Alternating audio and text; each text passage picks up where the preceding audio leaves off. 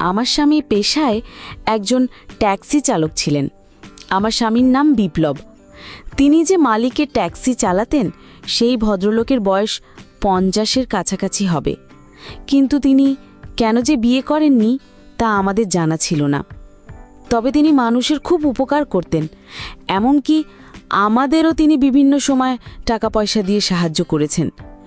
আমার স্বামী তো চৌধুরী সাহেবকে তার জীবনের সব কিছু ভাবতেন, মনে মনে তাকে ঈশ্বরের আসনে বসিয়েছিলেন, কারণ তার মতে চৌধুরী সাহেব না থাকলে হয়তো তাকে ভিক্ষা করে জীবন কাটাতে হতো। এই কথাগুলো আমি বিয়ের পরেই আমার স্বামীর মুখে শুনেছিলাম। আমার নাম রিনা, আমি দেখতে বেশ সুন্দরী ছিলাম। আমার স্বামী আমাকে খুব ভালোবাসতেন এবং সবসময় আমাকে হাসি খুশি রাখার জন্য তার চেষ্টার কোনো কমতি ছিল না। একদিন আমার স্বামীর মালিক চৌধুরী সাহেব আমাদের দুজনকে রাতে তার বাড়িতে শাহী ভোজের জন্য আমন্ত্রণ জানালেন। বলতে গেলে সেই রাতে শুধু আমি আর আমার স্বামীই আমন্ত্রিত ছিলাম। আমরা তো খুব আনন্দের সঙ্গেই সেদিন রাতে মালিকের বাড়িতে খেতে গিয়েছিলাম। সেখানে গিয়ে এত খাবারের আয়োজন দেখে আমি বিশ্বাসই করতে পারছিলাম না যে আমাদের ভাগ্যেও কখনো এত সুখ আসতে পারে। মালিক আমাদের সঙ্গে বসেই রাতের খাবার খেলেন, কিন্তু খাবার খেতে খেতেই হঠাৎ করে আমার স্বামী জ্ঞান হারিয়ে ফেলেন। আমার স্বামীর অজ্ঞান হয়ে যাওয়ার পর সেই রাতে মালিক আমার সঙ্গে জোর করে, আমার স্বামী একজন সাধারণ ট্যাক্সি চালক হলেও তিনি দেখতে খুবই সুদর্শন ছিলেন, আর আমিও দেখতে কোনো অংশে কম ছিলাম না। আমার গায়ের রং ছিল দুধে আলতা। গরিব পরিবারে জন্ম হলেও আমি ছিলাম অপরূপ সুন্দরী। আমাদের বিয়ের পর আমার স্বামীর জীবনে অনেক উন্নতি হতে শুরু করেছিল। বিয়ের পর থেকেই স্বামীর মুখে মালিকের অনেক প্রশংসা শুনতাম। তিনি বলতেন মালিক নাকি সব গরিব দুঃখী মানুষকে অকাতরে সাহায্য করেন। এমনকি আমাদের থাকার জন্য চৌধুরী সাহেব তার বাড়ির পেছনের বিশাল গেস্ট হাউসটাও ছেড়ে দিয়েছিলেন। এমন নয় যে আমার স্বামীর নিজের কোনো বাড়ি ছিল না, তার একটা ছোট মাটির বাড়ি ছিল গ্রামে। কিন্তু আমাদের বিয়ের পর আমাকে দেখার পরেই কেন জানি মালিক আমার স্বামীকে এই প্রস্তাবটা দেন। আমাদের বিয়ের পর সেদিনই আমার স্বামী আমাকে প্রথমবার মালিকের বাড়িতে নিয়ে গিয়েছিলেন তার সঙ্গে পরিচয় করিয়ে দেওয়ার জন্য। আমাকে দেখার পর চৌধুরী সাহেব আমার স্বামীকে বলেছিলেন, বিপ্লব, তুই তো এখন সংসারী হয়েছিস, তোর দায়িত্ব বেড়েছে।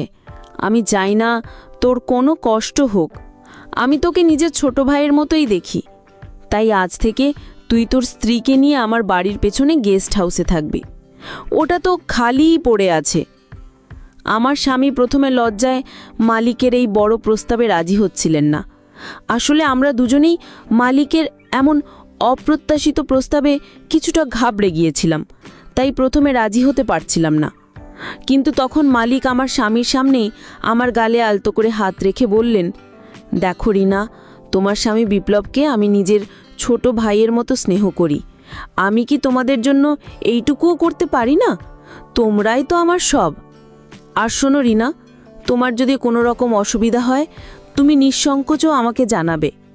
আর বিপ্লব যদি তোমাকে কখনো কোনো কষ্ট দেয় তাহলে আমাকে এসে বলবে, আমি ওকে ঠিক শুধরে দেব।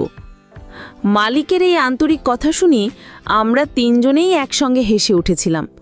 তখন আমি মালিককে বলেছিলাম, চৌধুরী সাহেব, এই জন্যই তো আমার স্বামী আপনাকে এত শ্রদ্ধা করে এবং এত সুনাম করে।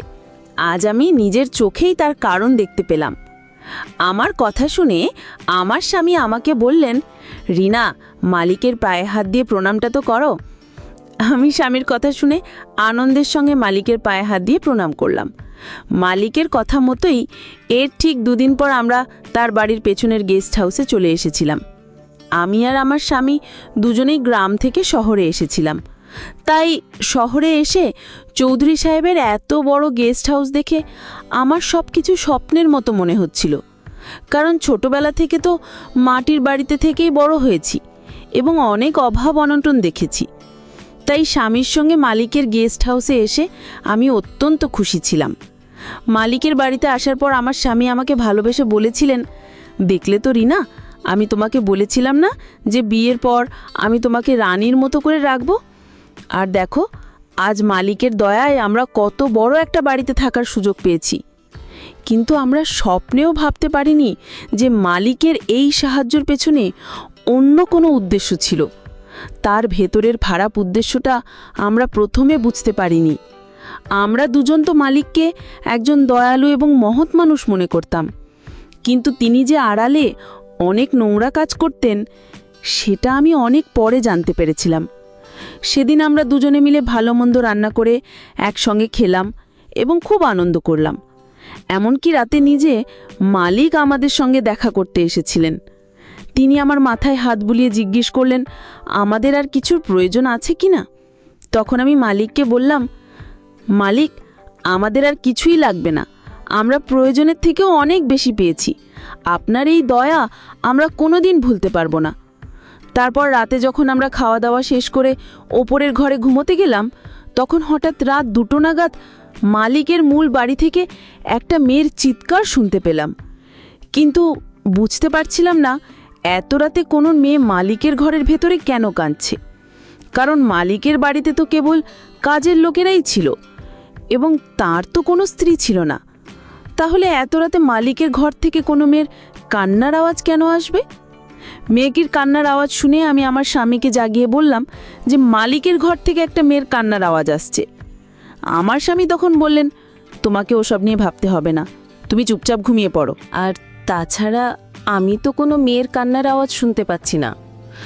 স্বামীর কথা শুনে আমি তার মুখের দিকে অবাক হয়ে তাকিয়ে বললাম, তুমি কি আমার সঙ্গে ঠাট্টা করছো নাকি মিথ্যে বলছো?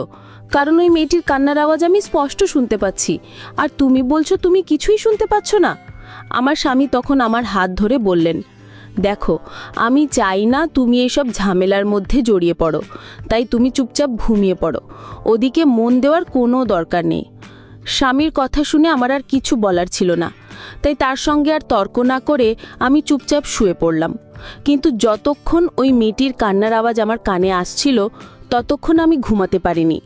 প্রায় আধ ঘন্টা পর মেয়েটির কান্নার আওয়াজ থেমে গেল। আমি কিছুই বুঝতে পারছিলাম না যে মালিকের বাড়ির ভেতরে আসলে কি হচ্ছে। সেদিন সারা রাত এই কথাগুলো ভাবতে ভাবতেই কেটে গেল। আমি এক মুহূর্তের জন্য ঘুমাতে পারিনি। এইভাবে প্রত্যেক রাতেই আমি মেয়েদের কান্নার আওয়াজ শুনতে পেতাম, আর আমার স্বামীকে যখনই এই বিষয়ে কিছু বলতাম সে আমার কথার কোনো গুরুত্ব না দিয়ে ঘুমিয়ে পড়ত। এইভাবে কিছুদিন চলার পর সেদিন রাতেও যখন আমি মালিকের ঘর থেকে একটি মেয়ের কান্নার আওয়াজ শুনতে পেলাম, তখন আমি আর থাকতে না পেরে বিছানা থেকে উঠে নিজের ঘর থেকে বের হতে যাচ্ছিলাম। ঠিক তখনই আমার স্বামী তাড়াতাড়ি বিছানা থেকে উঠে আমার হাত ধরে আটকালো আর বলল, এত রাতে তুমি কোথায় যাচ্ছ? আমি তখন স্বামীর উপর রেগে গিয়ে বললাম, আজ আমি মালিকের ঘরের ভেতরে গিয়ে দেখে আসব যে কে কাঁদছে এবং কেন কাঁদছে, কারণ আমি প্রত্যেক রাতে মেয়েদের কান্নার আওয়াজ শুনি আর সেই কান্নার শব্দে আমার সারা রাত ঘুম আসে না। আমার স্বামী তখন আমার হাত ধরে বলল, রিনা, আমি তোমাকে কতবার বলেছি এসব ব্যাপারে বা এসব ঝামেলার মধ্যে পড়তে যেও না। আমি তখন স্বামীকে জিজ্ঞেস করলাম, তার মানে তুমি সব কিছুই জানো? তুমি জানো যে প্রত্যেক রাতে মালিকের ঘর থেকে মেয়েদের কান্নার আওয়াজ আসে এবং কেন আসে? আমার স্বামী তখন বলল, মালিকের ঘর থেকে মেয়েদের কান্নার আওয়াজ কেন আসে তা আমি বলতে পারবো না, কিন্তু আমি অনেক আগেই পাড়ার কিছু মেয়েকে মালিকের ঘরের ভেতরে যেতে দেখেছি। আমি জানি না তারা মাঝরাতে মালিকের ঘরের ভেতরে কেন যায়। এই ব্যাপারে আমি কোনোদিন মালিককে কিছু জিজ্ঞেসও করিনি, কারণ আমার সাহস হয়নি, আর আমি এসব ঝামেলার মধ্যে থাকতেও চাই না। মালিক রোজই আমাদের সঙ্গে দেখা করতে আসতেন।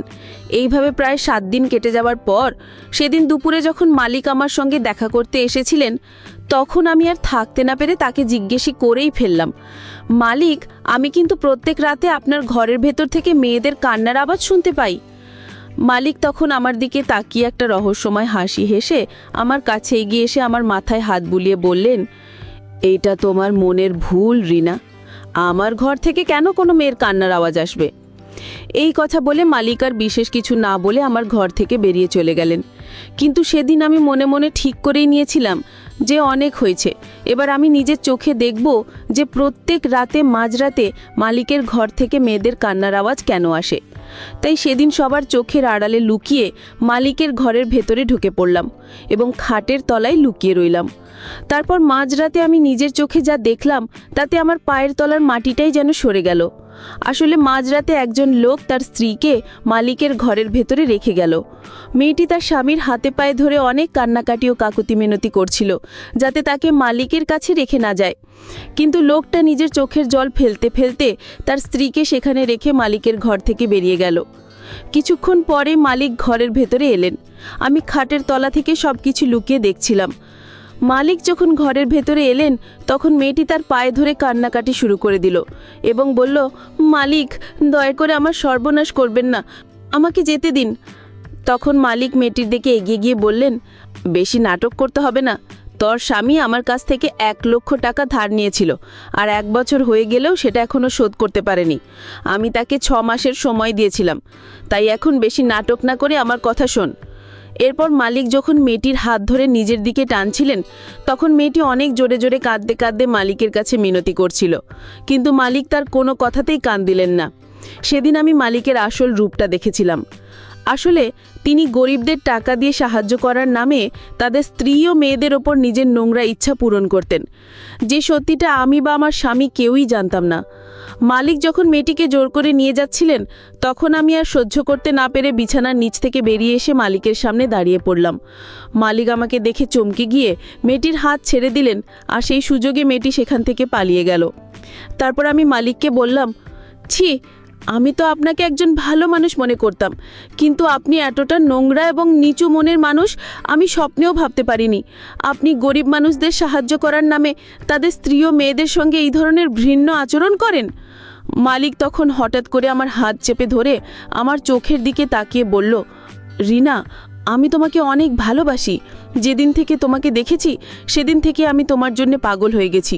আমি সারাদিন শুধু তোমার কথাই ভাবি। তুমি ওই চালক বিপ্লবকে ছেড়ে দিয়ে আমার কাছে চলে এসো, আমি তোমাকে রানীর মতো করে রাখবো। আমি তোমার ছাড়া থাকতে পারছি না, আমি তোমাকে কাছে পেতে চাই। মালিকের মুখ থেকে এইসব নোংরা কথা শুনে আমার মাথায় যেন আকাশ ভেঙে পড়ল।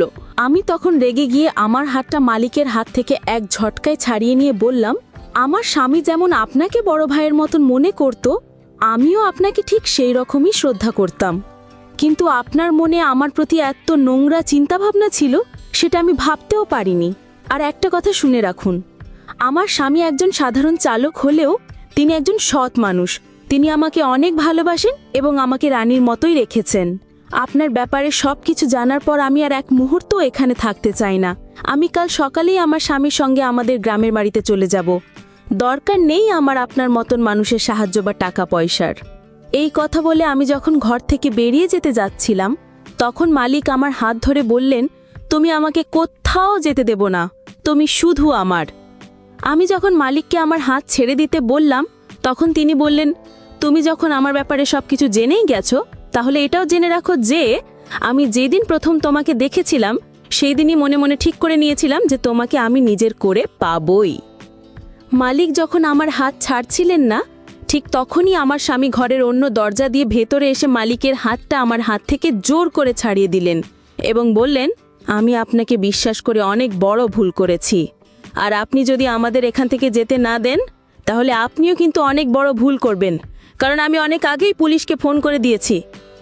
পুলিশের কথা শুনে মালিক ভয় পেয়ে আমার হাতটা ছেড়ে দিয়ে আমার স্বামীকে বললেন, তোকে আমি 50 লক্ষ টাকা দেব যদি তুই তোর স্ত্রীকে আমার কাছে রেখে যাস। আমার স্বামী তখন মালিকের দিকে তাকিয়ে মুচকি হেসে বললেন, মালিক, 50 লক্ষ কেন, 10 কোটি টাকা দিয়েও সত্যিকারের ভালোবাসা কখনো কেনা যায় না, তাই আমাকে টাকার লোভ দেখিয়ে কোনো লাভ নেই। তারপর আমরা দুজনেই সেখান থেকে বেরিয়ে পড়লাম এবং সেই রাতেই আমরা মালিকের বাড়ি ছেড়ে আমাদের গ্রামের বাড়ির উদ্দেশ্যে রওনা দিলাম। আসলে সেই দিন আমি আর আমার স্বামী আগে থেকেই পরিকল্পনা করেছিলাম যে যেমন করেই হোক মালিকের আসল সত্যিটা সামনে আনতেই হবে। তাই সেদিন শুধু আমি একা নই, আমার স্বামীও আমার সঙ্গে মালিকের ঘরের ভেতরেই লুকিয়েছিলেন। এখন আমি আর আমার স্বামী আমাদের গ্রামের বাড়িতে ফিরে এসেছি। আমার স্বামী এখন চাষাবাদ করে আমাদের সংসার চালান। টাকা দিয়ে হয়তো অনেক কিছুই পাওয়া যায়, কিন্তু সত্যিকারের ভালোবাসা কখনো কেনা যায় না। এখন আমরা দুজনে মিলে আমাদের সুখে সংসার করছি।